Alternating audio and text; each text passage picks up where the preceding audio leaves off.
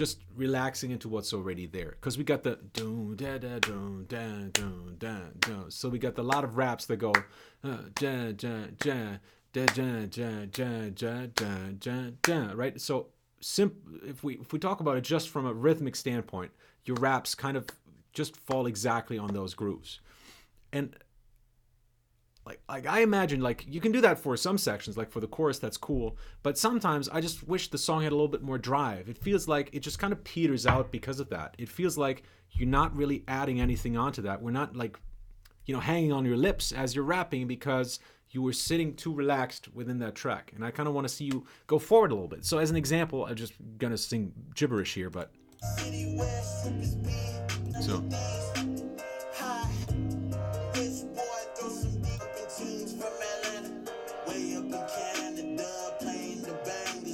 Stop in the land, jump in the den, chugging at a better lopping again, checking at the second up, taking up a again. Just as an example, it doesn't have to be like double time or something fast like that, but just like every once in a while, just like going against it, like jacka da baka da da da da da da da da da da da down, sucker bomb, da da da down, taking it down, da da da down, tack on down, take it down, boom, take on, sucker da da da da. See what I mean? Like, just switch it up a little bit more. You can go faster, like nobody says like you have to rap like in eighth notes on top of this. Like, you can go like triplets, you can go 16th notes, just go crazy. Like, and that's challenging, of course, because you still want to create some kind of flow. Like, it should still feel like one, and constantly switching between eighth notes, triplets, and 16th notes, and 16th note triplets, and quarter notes is gonna tear that up somehow. But you have to find a way in order to still make that groove, and that's really the challenge. That's the difficult part about writing rap. So, if anything, I would say that is what kind of bothers me about it still, is that it just, the rapping kind of lies back a little bit too much in the track, relies a little bit too much on the music, and it's not taking control enough. Again, I said this last week already, but I think the vocal production could be a lot better. Like, the vocals could be a lot cleaner, a little bit more to the front.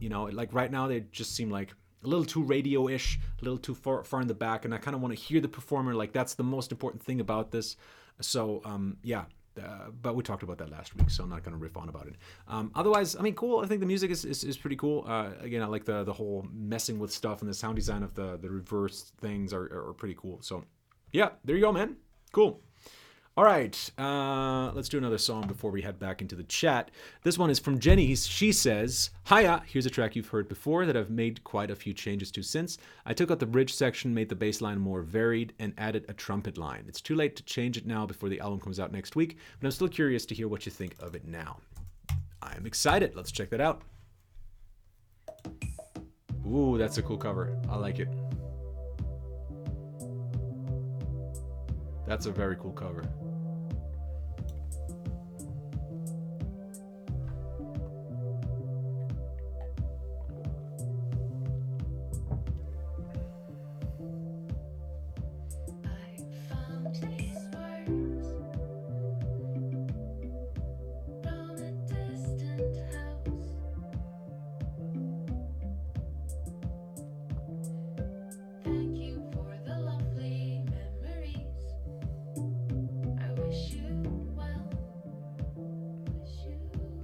Very nice melody.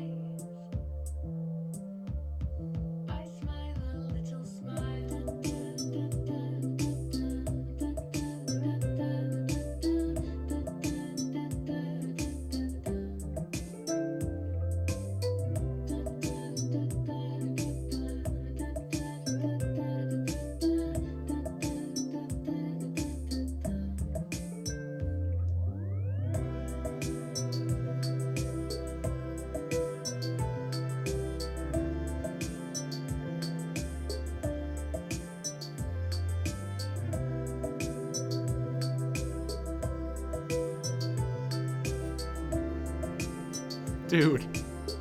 Does that trumpet player ever have to breathe? That's crazy. Reddest head ever.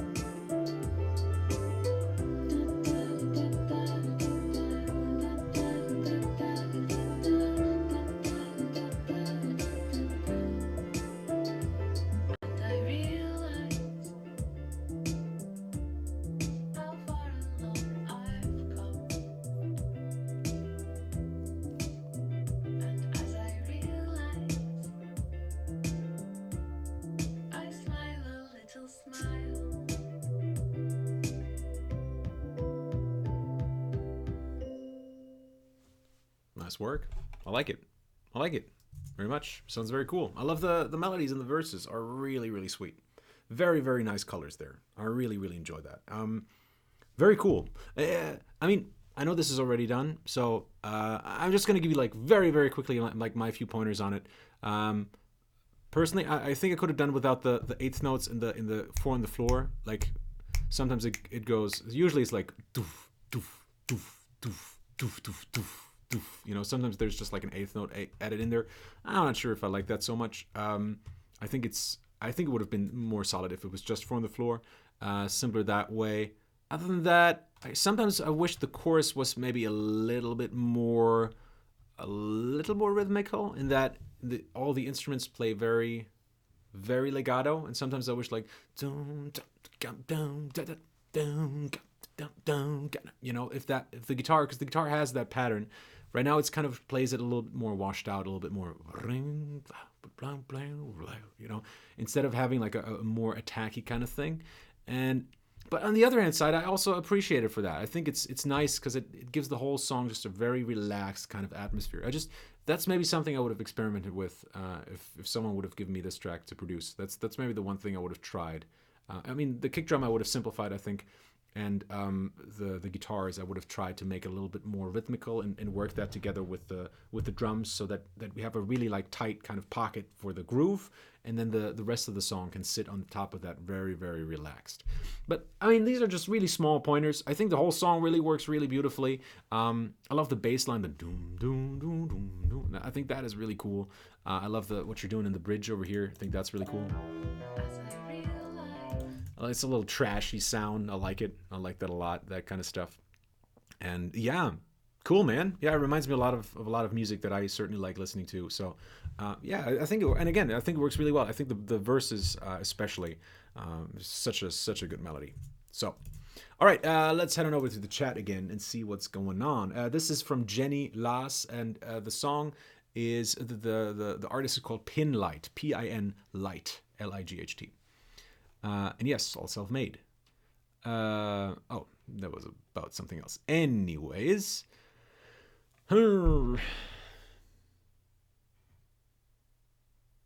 Raheel Merchant says, can you develop perfect pitch as an adult? I'm not sure. I don't think so. But honestly, I never cared for perfect pitch. Perfect pitch isn't the answer to everything. I think relative pitch, this is the one I have. That's the one you can train. Might even be more useful, honestly. I mean, if you have absolute perfect pitch, that can be super useful as well. If you put in the work, I mean, it's amazing what you can do with that for sure. But relative pitch is perfectly fine because you hear what's going on relatively, right? You hear the function of everything that you're hearing more so than just color and then assigning like a note name to that and then figuring out what the function is after the fact. Like if I hear a note like, and I realize da da, I hear like that's a 2-1, so I know that's the sound, that's the function of that note, right?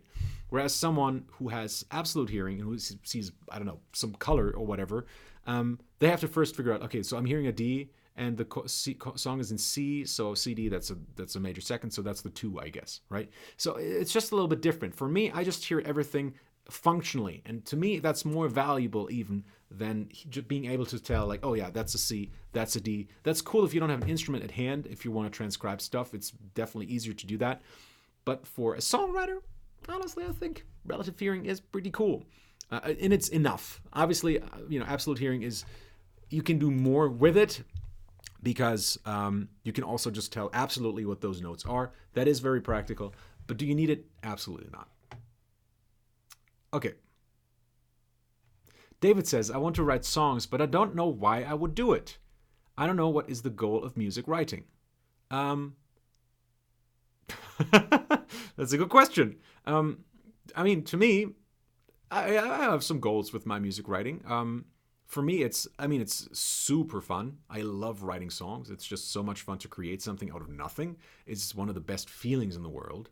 And I write songs for other people as well. Like I certainly have people in mind as I write songs, or it's for a sense of community. Like a lot of times when I'm writing like a rock song and I want it to be super energetic, I imagine what it would be like coming up on stage for the very first time. Nobody in the audience knows you. Nobody knows each other. Everyone came in for themselves. Everyone is like a little bit in bad mood maybe, and then I play the first couple of chords and I'm nervous and I'm sweating and I play those chords and I'm super energetic and I just put my all into the music, and slowly, bit by bit, the wall comes crashing down and people realize, like, I'm not here for myself. They're not here to watch me.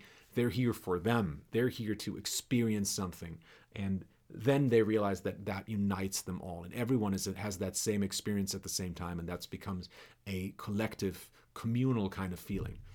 And honestly, it sounds really weird when I say it like that, but that's really what I write for. It's that sense of speaking to people. It's that sense of showing them. The cool thing about music is you can say a lot of really harsh things in music that I could never say to someone in person. Like you can be so honest in music that you could never do that in real life, So that I find really, really powerful. It's a great way to get in touch with your inner world, It's a great way to process things. So those are all personal things. I know maybe your question was more like, what's my financial gain off of this, blah, blah, blah. If you are in it for the money, if that's how you're thinking about it, I don't think music is the right thing for you, honestly. Then you shouldn't do it, because it's really difficult to make money in this business, and it's only getting harder still.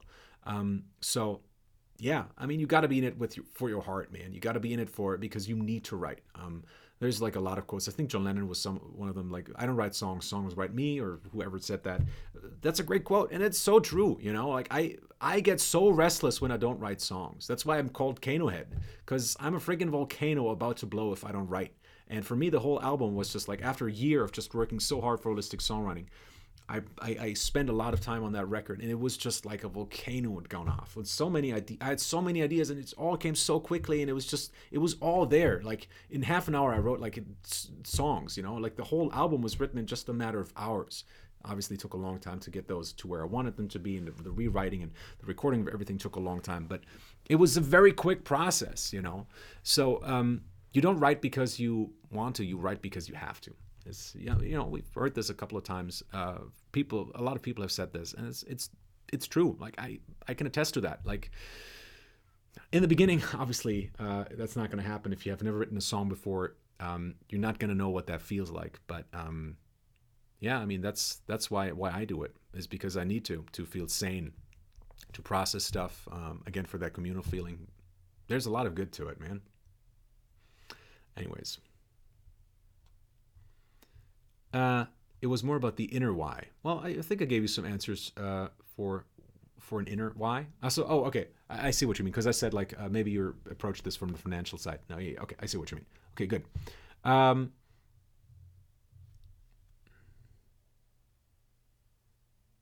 Did you know that you have a doppelganger with the YouTube channel Biographics? He's British. No, I do not. But man, like I get all sorts of things. I got Melon. I got Chris Evans for some reason. I got what else? Binging with Babish, of course. I got so many channels. Man, I get compared to everyone on YouTube.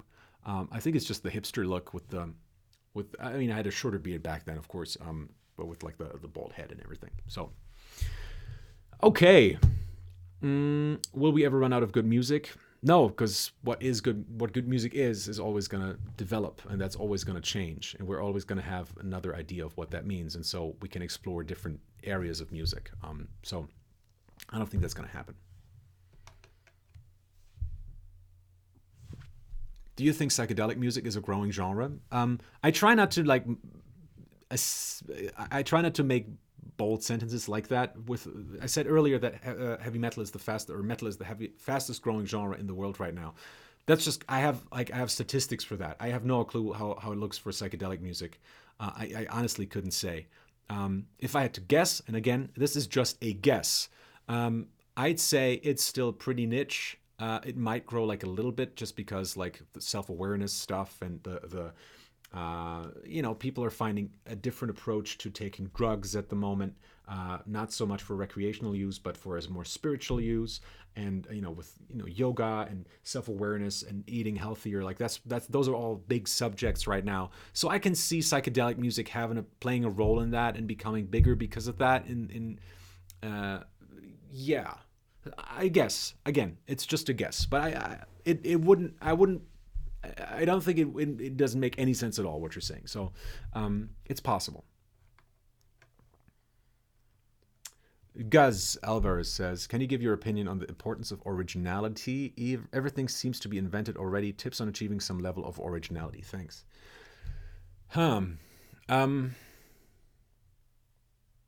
Honestly, I mean, the best way to get there is to just write. You just kind of, and then you kind of explore the things that are odd but work. If you find something where you're like, okay, I probably shouldn't do that. Like, I've never heard that in the charts, but it works so well. Like, maybe I should explore this more instead of like saying like, let's not do that. So for example, on the K-Note record, there's a moment where I had a section and it was like, there's something missing here, and I feel like it should be like scratching, but that's so 90s, I couldn't possibly do that. And then I put it in, and it was like, oh, damn, this just works too well. I love it. This is just exactly what this track needed. And so I left it in. And I think that's kind of like what makes the song special is that it's a very modern, alternative rock. You definitely hear that or alternative metal or whatever. You definitely hear that it's from this century. But it has those bits and pieces that kind of remind us of like the older bands, like, or back in their day, like Slipknot, Limp Bizkit, that sort of stuff. I think that's cool. It's like even the nostalgia factor can be something that makes it unique because it mixes the old with the new. Bruno Mars doing 24 Karat Magic was mixing the old with the new. Just find some stuff, explore, and figure out what sounds good and do more of that.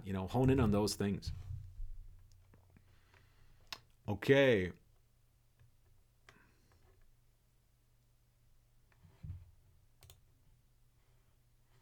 DJ Syntrax says, 90s era shit is coming back. The clothes, is the music going to come back too? I mean, it already has to a large degree. Like, we have a lot of 90s sounding stuff out there. And have had for a while, Katy Perry has made a name for herself by basically doing 90s music, right? And she's not the only one. Like, Dua Lipa is doing some 90s stuff. Everyone is kind of jumping on the hype train. Not really that it's so much hype because this is something that we've had for a long, long time already. I just hope that rock is going to come back because of that too. Because don't forget the 90s had a lot of rock music as well. Juan Jose Saavedra says, why is German pop music so boring? Pop music so boring / generic?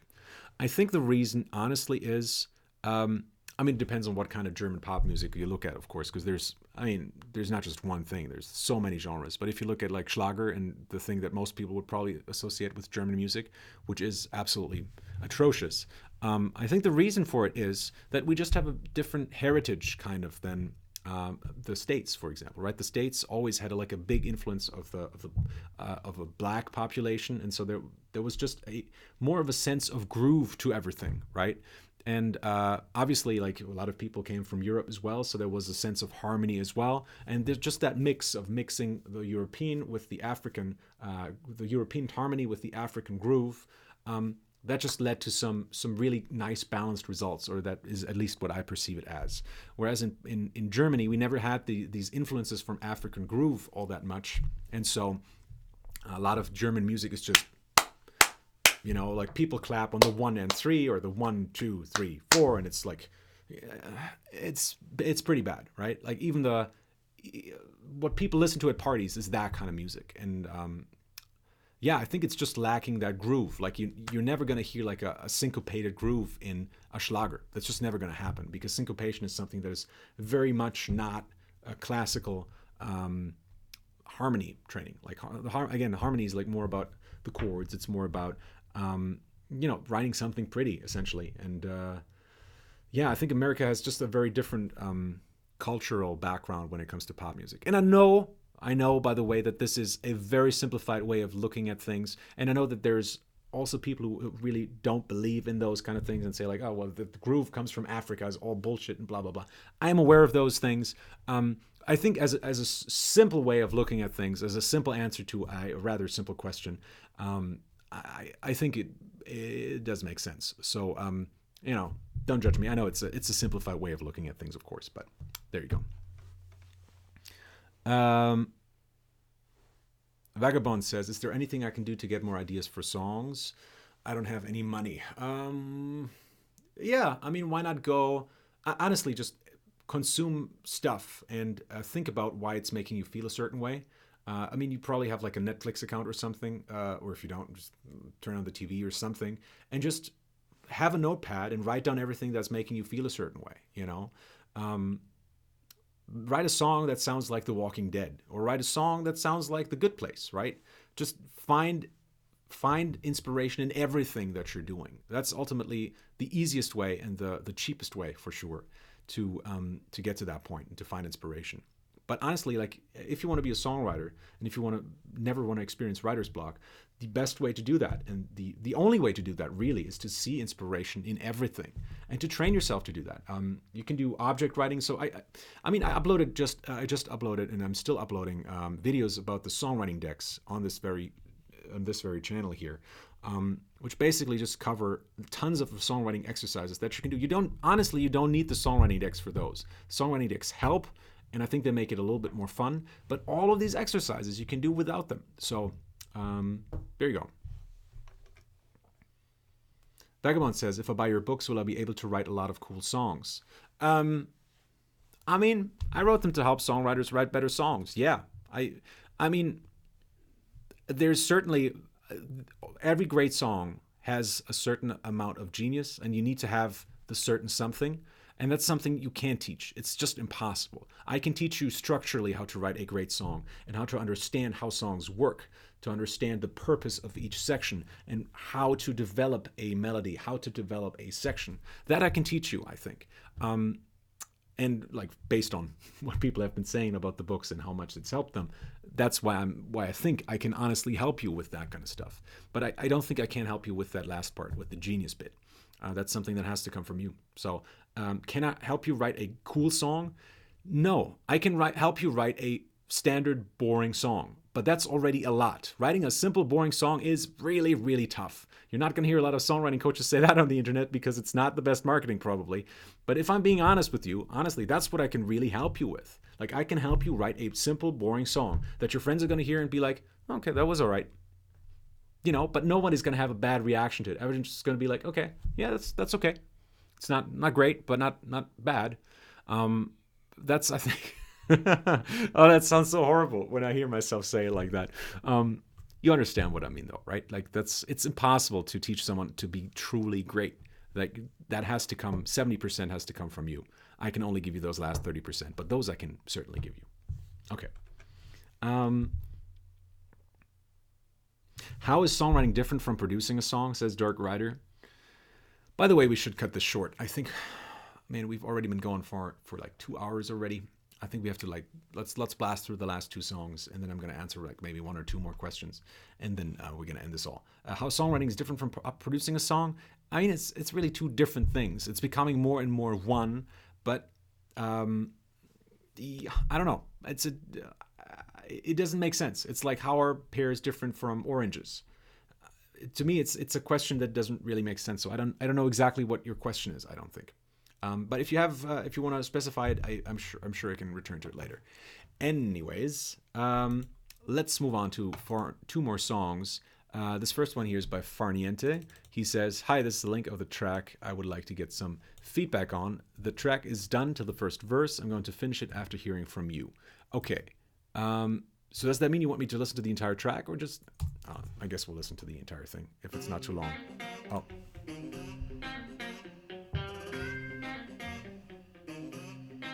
A lot of funky stuff today.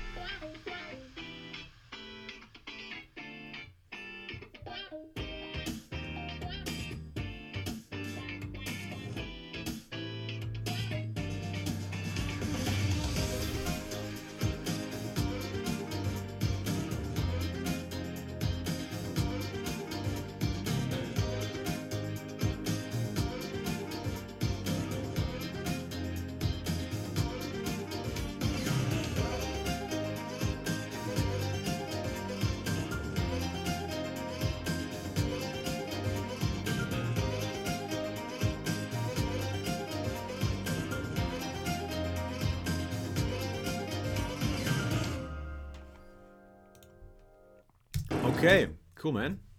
Cool. Yeah, funky. And I like it for most of it. A lot of it works really, really great. I think the last part is really, really cool. Love the melody there. Love how everything is grooving. Works really, really well. There's two things that don't quite work for me, and that's, first of all, in this section here.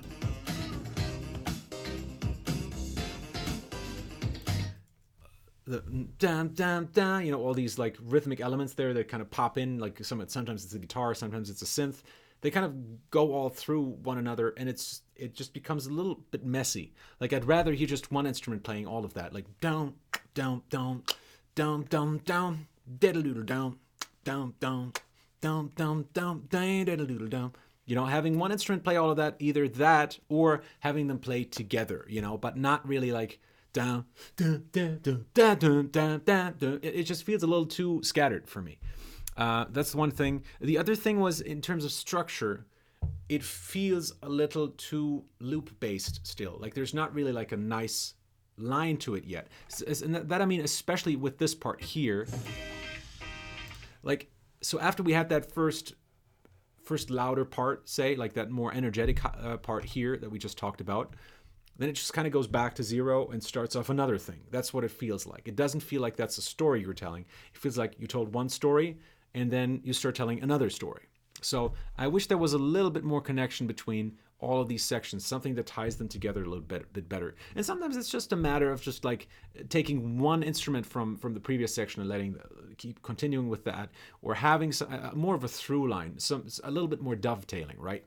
As all these instruments drop out, this one instrument keeps going, and then these new instruments come in from the next section, but we also hear an element from the first section, just so everything is tied together a little bit more. So in terms of the storytelling, I think that's would be my biggest piece of criticism. But otherwise, I think it's a really cool tune, and I think that especially the ending is very, very cool, especially when the saxophone goes up the octave. I think that definitely works really well for me. All right, that was a quick one. It's just like I looked at the clock and it's like, oh my God, we've been going for 2 hours and people are calling me. Damn, I didn't think it was going to take this long. This is actually an important business call. Hold on. I gotta quickly respond to him really quickly. Hey man, still in my live stream.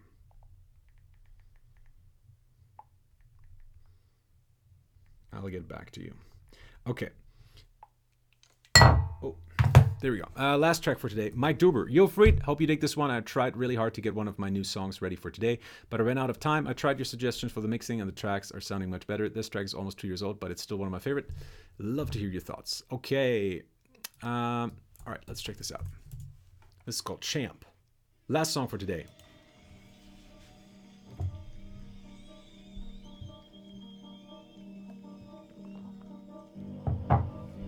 Someone's really proud of their parental advisory sticker.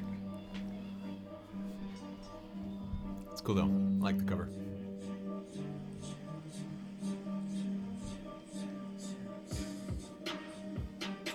Here comes a new challenge. When I hit the booth, I always bring the Excalibur.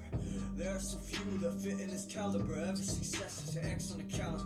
Through the blood and the sweat and the tears, utter unrest for some years. Struggled to wrestle my fears, but the tussle, and then I'm here. On the summit, I reckon I won cause I want it. Sick to my stomach, took all the strength I could summon. Just keep on running, look in the mirror. You are becoming a warrior worthy of something. I'm going out with more than a bang. I needed more for my name. When it comes to the game, it ain't nothing to the challenge. Challenge. It ain't nothing to the challenge. Challenge. It ain't nothing to the challenge. Challenge. It ain't nothing to the challenge. It ain't nothing to the challenge.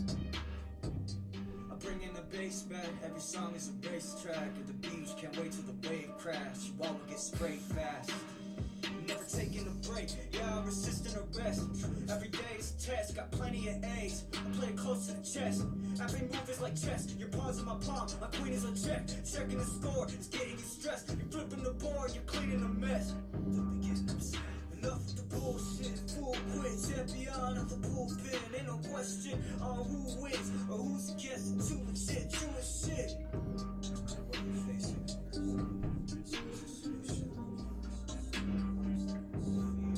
It ain't nothing to the challenge. It ain't nothing to the challenge. You ain't fucking with the challenge. You ain't fucking with the challenge. It ain't nothing to the challenge.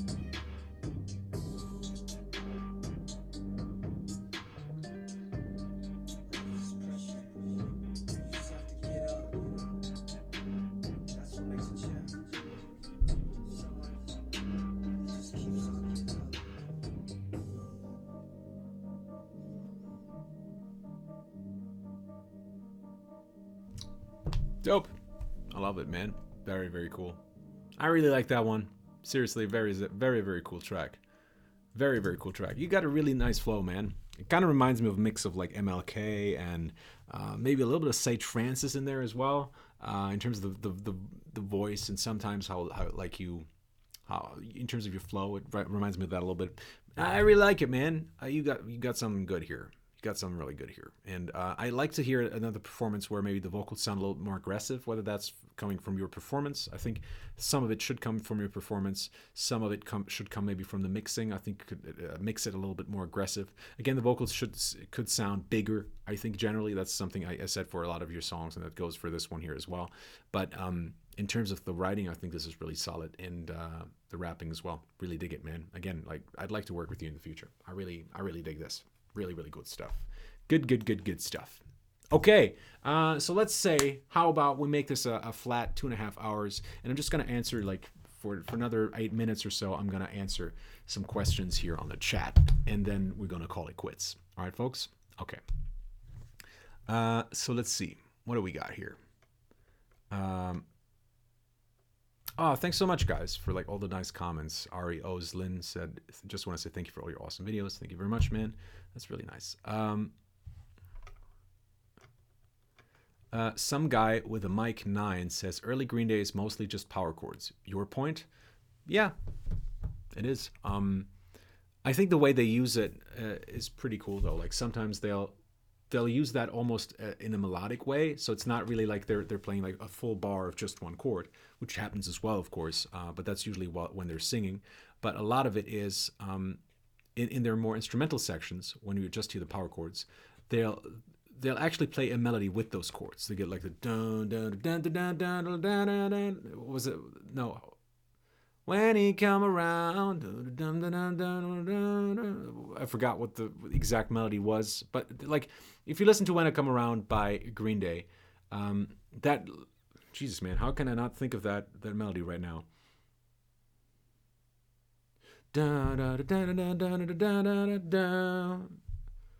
Something like that. Jesus man, it's been a while since I heard that song, I guess. But yeah, so that's used in a very melodic sense, right? In terms of the rhythm and the top pitch of those chords. It's used as a melody, and that's what keeps it interesting, I think. Also, like they're adding stuff like during that song, actually, When I Come Around, I'm pretty sure at least 2 of those chords are actually triads. So da da da da da da, and there I think they go into the. There, I think they go into a triad, and I think the last one is a power chord again. But it's just like to mix things up a little bit. Blink 182 is the same. They have like, it's pretty much mostly power chords, but sometimes they add a triad to mix things up a little bit to keep it interesting. Diatonic scale is the basis of most songwriting. Yep, okay. What did Vagabond ask about that spurred so many answers from people? I'm not intelligent enough to write a concept album. It's the first thing I see. Okay. But I need to draw inspiration from media and popular culture. That's what Mr. Holistic taught me. Okay. Yeah. I think that's good advice. Oh, okay, jumped. Anyways. I plan on reaching out to you in a consultant capacity in the near future. Says, no, say it ain't so. If you want to do that, I recommend you sign up to the Patreon channel now, because it takes 3 months before we get our first session. So, and there's only 10 slots available. If those are filled, then they're filled. So, yeah, I don't really do consulting anymore, just on request. I do for some people, but it is very, very rare. And typically, I like people to get to sign up through PayPal. To Patreon, sorry. I just saw a comment from Vincent who mentioned PayPal. Okay. Let's see. Our album's Dead is releasing singles a good choice for new artists, says Martin. Yes. I'm afraid so. Like I'm releasing an album with Kano Head, but singles are the best way to go, for sure. It changes like every week at this point, but yeah, I would say releasing song by song drives more traffic to whatever you're doing than releasing one big piece of work all at once. So yes, albums aren't dead, but the release form of an album is dead. You can still release an album as singles, of course, and then it's maybe a different question, but generally, yes, the album is dead. Okay, no, say it ain't so. Let's make this our last question for today, maybe. If my video goes viral, how concerned should I be with the clothing my artist wears in the video? Do I need to hire a personal clothing designer? Please help. If you wear something really shite, people are going to comment on it. I know that for a fact because a lot of my videos, I get comments on what I wear in my videos. And if there's like a hair poking out of my ear, I'm going to get comments on those, on that, hopefully singular. If I, in an early video, while I was still trying to like find my style for this channel, I wore like a snapback cap. Got a lot of comments on that. People saying like, you should not wear that. And I'm like, okay, noted. Another video, the lighting was too bright on one side. Got comments on that. It's just like if you fuck up in some regard, people will let you know. But that doesn't mean people will not watch your video. There's small things, and sometimes even having some of these small things can be good for your channel because people will comment on those, and comments are good for traffic, right? YouTube sees people comment on this video, so they're engaging with it. People are interested in that video. There's something going on, so they might send even more people your way. So it doesn't necessarily have to be a bad thing. I don't think you have to be worried about brands or something like that. I don't know. I've never really worried about that, and I've never really gotten into trouble. So I guess that's fine.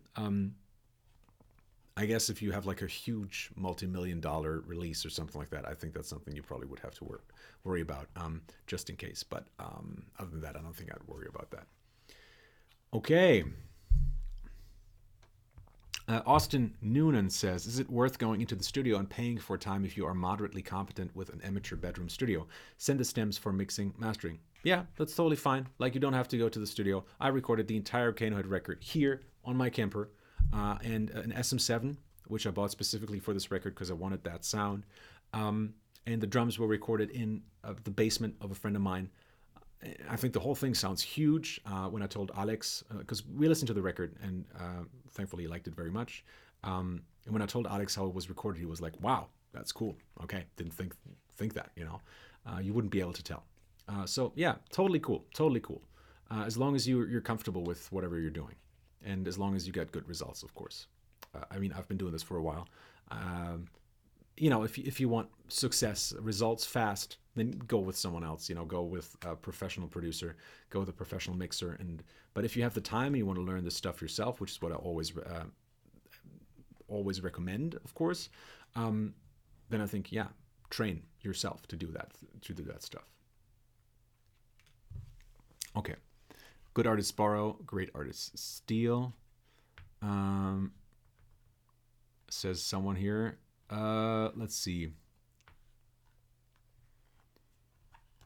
I'm concerned with copyright infringement is what I was concerned with. Says no, it ain't so. No, it ain't so. It's probably about the video, I think, about wearing the clothes. Honestly, I wouldn't be too worried about it. It's not like you're gonna reap in like huge amounts of cash through a viral video. Typically, I don't know. I wouldn't worry about it too much. Don't let that keep you from making a great video. Like, if you're making, you know, every single week you're putting out a viral video, at some point maybe the guys are going to come a knocking. But I mean, I've made like viral videos or videos that went viral that were never meant to be viral videos, but videos that went viral where I was wearing like a Levi's shirt or whatever, and it never was a problem. I never got it. Nobody ever like really commented on it other than people saying like, this looks like an ad for Levi's commercial for Levi's. Okay. Paprika Vivo says, and let's make this the very last question for today. What's your method to unblock when you've got writer's block? Honestly, now I just use the songwriting decks because they're on my desk anyways because I'm working with them. I'm working on them. And I just really like them. It's just a great way to like get unstuck, to give you like a different idea, you know? That's what I use today. But to be fair, though, I don't get writer's block a lot because I don't put myself in that position ever. Like, when I start writing, I usually already know what I'm going to write about anyways. Because I just constantly select and collect ideas and put them like in Notepad or whatever, the app, what is it called, the notes on my phone, just to make sure that I always have ideas when it comes down to writing. Anyways, folks, I am super tired. It's 8:30 p.m. here in Germany. So I think I'm good for today. And we got a lot of questions in, and I'm really happy with everything that we did here today. And we got some really great questions. We got some really great songs. So thank you all very much for being here. And hopefully you had a good time. And yeah, if you'd like to continue this in the future, you know where to find me on Patreon. We do this every single week. You can ask any question you like, send in songs every single week. And yeah, hopefully see you there in the near future. Take care, folks, and stay gefährlich. See you soon.